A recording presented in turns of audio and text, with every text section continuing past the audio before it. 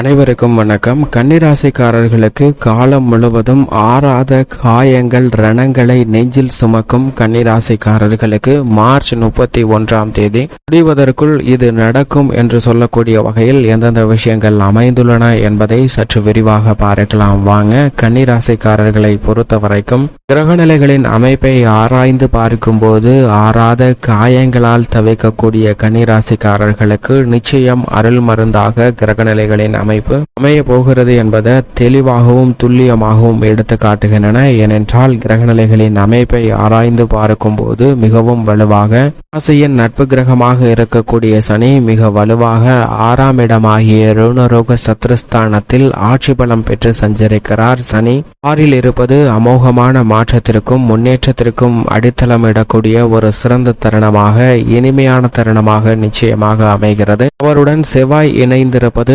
முரண்பாடான கிரக சேர்க்கையாக இருந்தாலும் கூட 6ல் இருப்பதால் ஐயமில்லாமல் அனைத்து விதமான பணிகளையும் எதிர்கொள்வதற்கான அதிர்ஷ்ட யோக வாய்ப்புகள் நிறைந்து கிடைக்கிறது. மேலும் சுக்கிரனும் இணைந்திருப்பது நிச்சயமாக சுக்கிர மங்கள யோகம் உள்ளிட்ட பல்வேறு விதமான யோகங்களையும் ஆறாத காயங்களுக்கு அருள் மருந்தாக அமைய போகிறது என்பதை தெளிவாக உறுதிப்படுத்துகின்றன. எனவே 6ஆம் இடத்தில் சஞ்சரிக்கக்கூடிய சனி பகவானின் அமைப்பு உத்தியோக ரீதியாக பல அதிரடியான மாற்றங்களை ஏற்படுத்தி கொடுக்குங்க. பல்வேறு வகையான தோஷங்கள் நீங்கி இருப்பதால் அலுவலகம் சார்ந்த பணிகளில் இருக்கக்கூடிய பிரச்சனைகள் அனைத்தும் படிப்படியாக விலகி மகிழ்ச்சி பிறக்கக்கூடிய இனிமையான தருணமாக பார்க்கப்படுகிறது. உத்தியோக ரீதியான பணிகளில் ஆர்வமும் உற்சாகமும் அதிகரிக்கும். இது மட்டுமல்லாது நிர்வாகம் மற்றும் மேலதிகாரிகள், சக பணியாளர்கள் என அனைவருடைய ஒத்துழைப்பும் கனகச்சிதமாக அமையக்கூடிய இனிமையான தருணமாக பார்க்கப்படுகிறது. எதிர்காலத்தை பற்றிய அச்சம் நீங்கக்கூடிய வகையில் உத்தியோக ரீதியான பணிகளுக்கு கன்னிராசிக்காரர்களுக்கு மிக சிறப்பான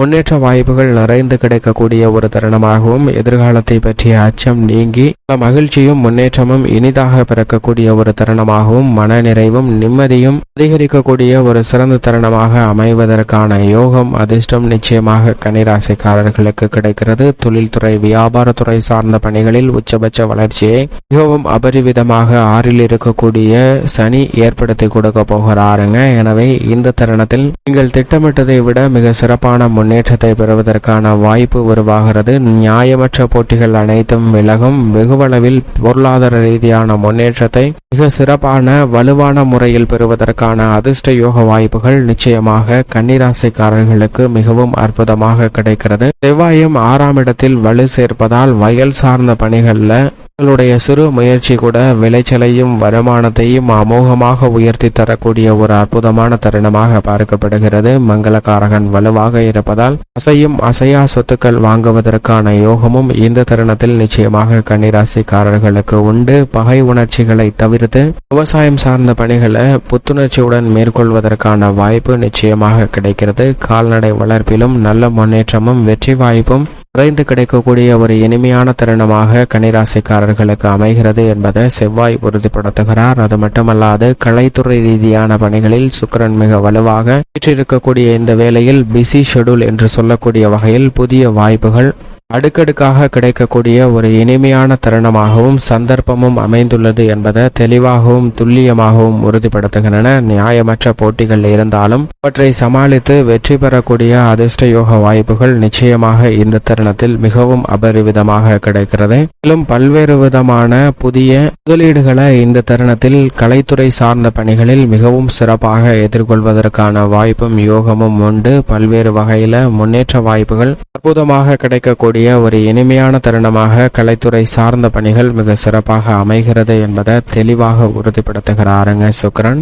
இவை மற்ற கிரகநிலைகளின் அமைப்பு சாதகமாக இல்லை என்றாலும் நல்ல வளர்ச்சியும் முன்னேற்றமும் நிறைந்து கிடைக்க போகிறது. அரசியல் சார்ந்த பணிகளில் மிக முக்கியமான தருணமாக அமைந்திருக்கக்கூடிய இந்த வேளையில் பல சூழ்ச்சிகள், தந்திரமான மறைமுகமான செயல்பாடுகள் போன்ற அனைத்தையும் முறியெடுத்து மிகப்பெரிய அளவில் வெற்றி வாய்ப்பும் முன்னேற்றமும் நிறைந்து பெறுவதற்கான அதிர்ஷ்ட யோக வாய்ப்புகள் மிகவும் சிறப்பாக அபரிவிதமாக கிடைக்கக்கூடிய ஒரு தருணமாக பார்க்கப்படுகிறது. மக்கள் மத்தியில் உங்களுடைய செயல்பாடுகளுக்கு நல்ல வரவேற்பு கிடைக்கும். எதிர்பார்த்ததை விட தேர்தல் பணிகளை உற்சாகத்துடனும் ஆர்வத்துடனும் மேற்கொள்ளக்கூடிய அதிர்ஷ்ட யோக வாய்ப்புகள் நிறைந்து கிடைக்கக்கூடிய ஒரு தருணமாக பார்க்கப்படுகிறது. ராசியின் அதிபதியும் ராஜயோகாதிபதியுமாக இருக்கக்கூடிய புதன் சப்தமஸ்தானத்தில் இருப்பது நிச்சயமாக நல்ல பலனை கொடுக்கக்கூடிய ஒரு அமைப்பாக பார்க்கப்படுகிறது. அவர் வலுவிழந்து உச்சம் பெற்று வக்ரகதியில் திரும்புவது என்பது சற்று சாதகமற்ற ஒரு அமைப்பாகத்தான் பார்க்கப்படுகிறது. எனவே கல்வி சார்ந்த பணிகளில் சற்று கூடுதல் கவனம் தேவை. ஆனால் சப்தமஸ்தானம் என்பதால் எதிர்பார்ப்புகள் நிச்சயமாக பூர்த்தியாகும். அங்கு ராகு மற்றும் சூரியனுடன் இணைந்திருக்கக்கூடிய இந்த வேளையில் புத ஆதித்ய யோகம் மிகவும் அபரிவிதமாக கிடைக்கிறது. எனவே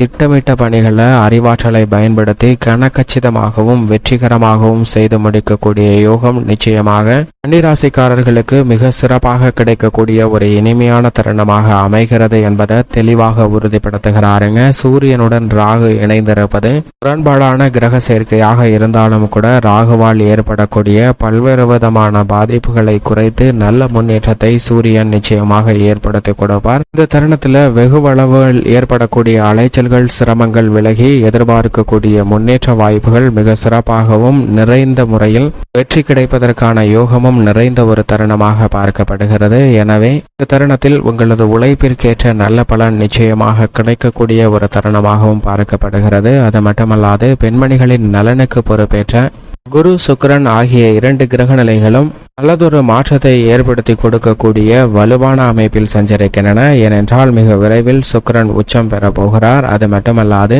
குருவும் 9ஆம் இடமான பாக்கியஸ்தானத்தில் நுழைய இருக்கிறாருங்க. எனவே பெண்மணிகள் சந்தித்து வந்த ஆறாத காயங்கள் மன வருத்தங்கள் போன்றவற்றிற்கு மிக சிறப்பான மகிழ்ச்சியும் முன்னேற்றமும் இந்த தருணத்தில் கிடைப்பதற்கான வாய்ப்பு அமோகமாக உள்ளது என்பதை தெளிவாகவும் துல்லியமாகவும் கிரகநிலைகள் உறுதிப்படுத்துகின்றன. அது மட்டுமல்லாது முழு சுபகிரகமாக இருக்கக்கூடிய குரு தனது சஞ்சார தூரத்தில் 98% மேல் அஷ்டமஸ்தானத்தை விட்டு விலகிவிட்டாருங்க. எனவே நீ குருவிடமிருந்து அமோகமான வளர்ச்சியும் நன்மையும் கிடைக்க இருக்கிறது. அதற்கான பலன்களை இந்த தருணத்தில் இருந்தே உணர ஆரம்பிக்கலாம். எனவே கணவன் மனைவிக்கிடையே ஏற்பட்ட கருத்து வேறுபாடுகள் விலகி ஒற்றுமை பிறக்கக்கூடிய இனிமையான தருணமாக பார்க்கப்படுகிறது. பெண்மணிகள் எதிர்பார்க்கக்கூடிய திருமணம் உள்ளிட்ட பல்வேறு வகையான சுப நிகழ்வுகள் மிக சிறப்பாக நடைபெறக்கூடிய ஒரு இனிமையான தருணமாக பார்க்கப்படுகிறது.